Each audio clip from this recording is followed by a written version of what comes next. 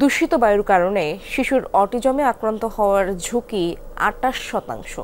আর জন্মের পর টানা ৪ বছর দূষিত বায়ুর সংস্পর্শে থাকলে অটিজমে আক্রান্ত হওয়ার ঝুঁকি বাড়ে ৪ গুণেরও বেশি। এমন তথ্য উঠে এসেছে জাহাঙ্গীরনগর বিশ্ববিদ্যালয়ের এক গবেষণায়।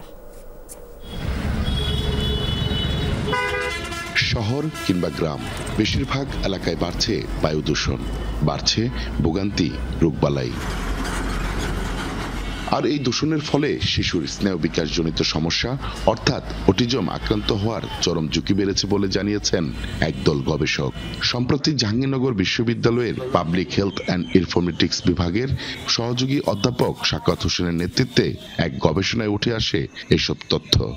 বাচ্চাদের যে বুদ্ধিবৃত্তিক বিকাশ, সেই বিকাশের উপরে খুবই বাজে একটা প্রভাব বা খারাপ প্রভাব পড়ে দূষিত বায়ু সেবনের ফলে। বাতাসে অতি ক্ষুদ্র বস্তুকণা বা PM2.5, PM10, নাইট্রোজেন অক্সাইড ও ট্রাই অক্সিজেন অতিমাত্রায় উপস্থিতি পায় গবেষকরা, যা শিশু অটিজমের আক্রান্ত ঝুঁকি বাড়িয়ে দেয়। আমরা যেটা পেয়েছি যে গর্ভকালীন সময়ে PM2.5 প্রতি 10 মাইক্রোমিটার এক্সপোজার বেশি হওয়ার ফলে প্রায় 15% অটিজমের ঝুঁকি বেড়ে যায়। বায়ু দূষণ থেকে রক্ষা পেতে গর্ভবতী নারীদের সবুজ পরিবেশে থাকা সহ বেশ কিছু পরামর্শও দেন গবেষক দলের প্রধান।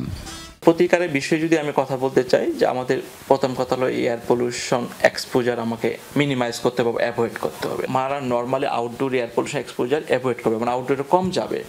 যদি যেতেই হয় একান্ত প্রয়োজনে তারা মাস্ক টাস্ক ইউজ করবে এবং খুব অল্প সময়ের জন্য যাবে।